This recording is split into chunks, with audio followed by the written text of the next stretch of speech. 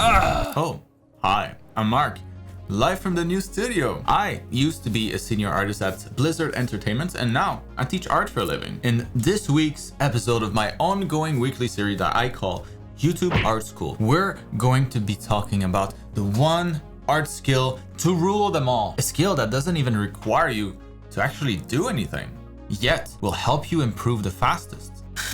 There's no such thing, right? Wrong. And that's why I'm so excited for today's topic. Today, I want to show you why I consider observation to be the single most important skill there is, and more importantly, how you can use it and improve it to drastically improve your art without ever picking up a pen. What?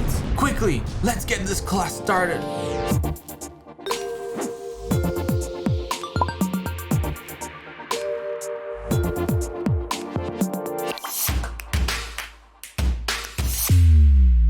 All right, class is in session.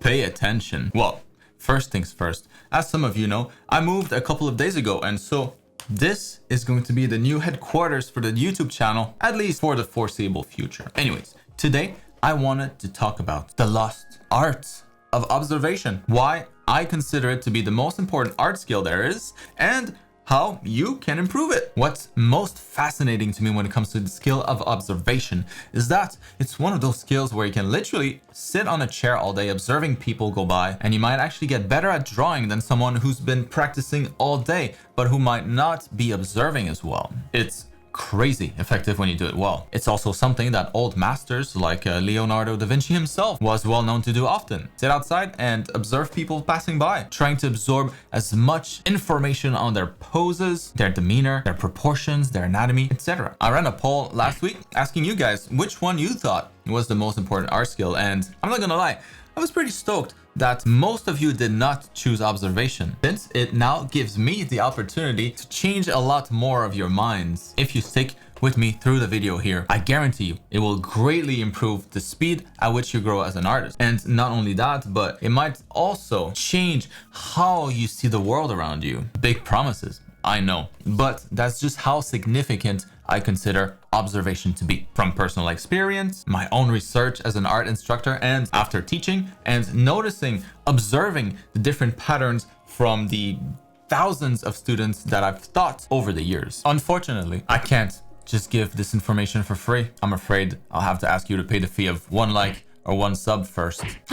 Well done, let's keep going. Now, it's not like the other skills are not important. They all are. But right now, I want to make the case for observation being the most important. It's what will influence how well you can use references. And by now, if you've been watching my videos, I hope you all equal references to learning. No references, no learning. Observing your references better and getting more out of them is key to fast growth as an artist. So then, let's start by quickly defining what observation is, and then I'll give you a bunch of tips to improve it, because I love you. I go way more in depth in my art program since it's something that I place so much importance and value in, but don't underestimate what a 10-minute YouTube video can do. I'm not joking when I say it will change you. So here it is. Observation is seeing things with your eyes like everybody does, but actually processing that image and trying to extract relevant information out of it. It's not just seeing. Two people can see the exact same thing, but extract vastly different amounts of information. Your observation skill essentially allows you to extract more information from what you see. At its core, that's it. If what you see is a reference image, well, you can extract more or less out of it. Good observation helps build your visual library faster. It increases the pace at which you absorb information. That's the key here. Better observation equals better visual library. As artists, our visual library is everything. Imagine a person blind from birth who's never seen anything at all, ever. You could argue their visual library is probably empty, kind of like a baby opening their eyes for the first time. They have yet to see anything. If you have no visual library, you have no visual information to pull from to create art. You can't. It's like cooking without ingredients. As newborns get older, they'll see more things, observe their parents, other people, the emotions they might communicate through their faces, what they look like physically, what's good looking, their mannerism, how they move, what's scary looking. All of that information will slowly and naturally start filling their visual libraries. What allows us to draw things when we're not straight up tracing is that visual library. Very important. Your visual library is like your character stats in a video game. The better your stats, the more powerful you are as a game character. The bigger your visual library is, the better equipped as an artist you are to draw or paint or sculpt, whatever it is. Your visual library will naturally expand over time, but if you actively practice the skill, like anything, it'll improve faster. It will expand faster. Observation is such a simple skill that it's often overlooked. It might also be counterintuitive to a lot of artists to be told to put the pen down to improve faster. You're supposed to get better by practicing, right? Practicing a lot. For sure, but not by practicing drawing all the time. You gotta save some time to practice observing and level up that skill with as much dedication that you would devote to the other art skills, if not more. I'd definitely argue more. It must be something that I've read on the topic many years ago, since it's something that I've always recommended to my students for as long as I've been teaching, and something that I put a heavy emphasis on my entire career. For that reason, I probably don't practice as much as you'd think, at least not with a pen or a pencil in my hand, not my applied skills. But I dedicate a lot of time every day to observation, and yeah, I'm trying to get you to do the same if you don't already, or do it better than you already do. Observation is important because it's the skill directly responsible for filling up your visual library. Hopefully, I made my case.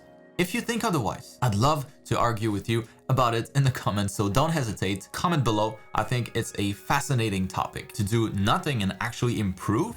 Say what?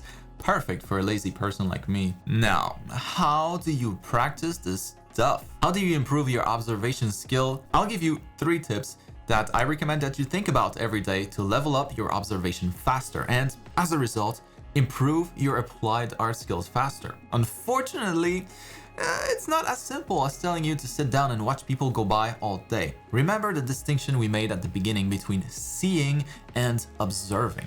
You don't want to just sit down and see things, but retain no information. So the first tip is to have a need for the information that you're seeking. Be curious. Observing with a purpose makes a world of difference. If you don't need a particular bit of information, what does the brain do with it? It gets discarded pretty quick. Same as a boring conversation. What are you going to take away from it? Probably not much. You'll want to focus your energy observing subjects that you're currently interested in.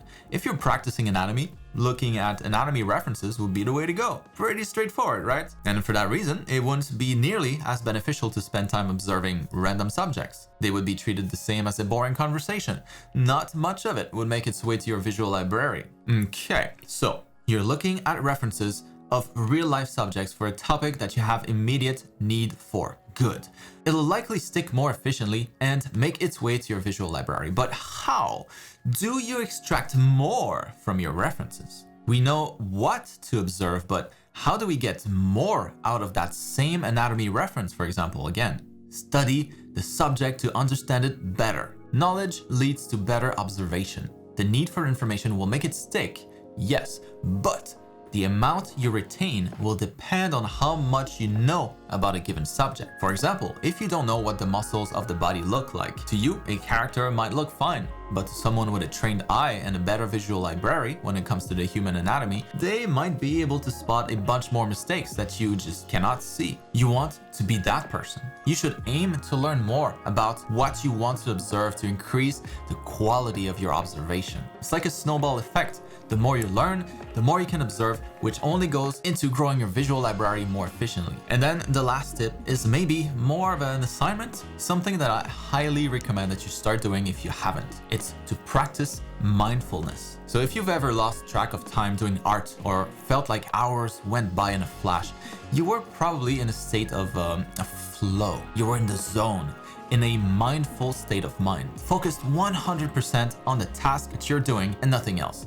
This is very similar, if not identical, to meditation. I highly recommend that you try and achieve the same with observation. That one is actually simpler than it sounds. What's harder is just to make that part of your daily life, as you should. So all you have to do really is empty your mind for a little while. Set a couple of minutes aside every hour, or just every day at first to get you used to it. Set a couple minutes aside where you're not doing anything. Put the phone down and observe without distraction. Observe a subject that you have a need for and that you are studying. I love doing this because after just a few minutes of dedicated observation, you kind of enter that same state of flow. You get back in the zone where time flies by. You just gotta actively observe non-stop for a little while for this process to take place. Just a few minutes without stopping. It's super relaxing, and even better, it opens wide the door to your visual library, allowing a torrent of information to enter as you're not only passively seeing, but actively observing different things. I'm only mentioning this one last since it works best if you already have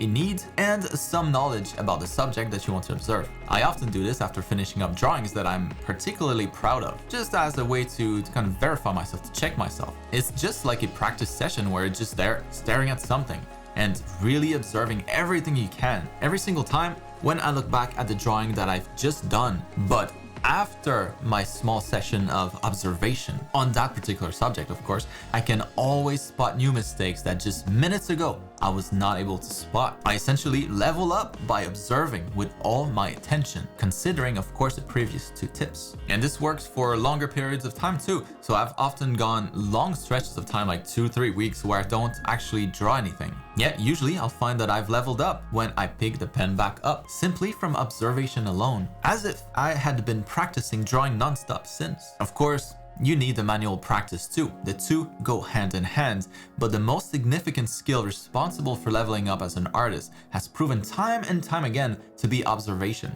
Focus on observation more and you'll quickly see why I spent time making this video, hopefully. I genuinely believe observation is the master race skill for artists, and one you can start practicing right now with nothing else but your eyes and full attention. But don't blame me if people start calling you creepy for staring at them for too long. And that's all for today's class. Next week's topic will be...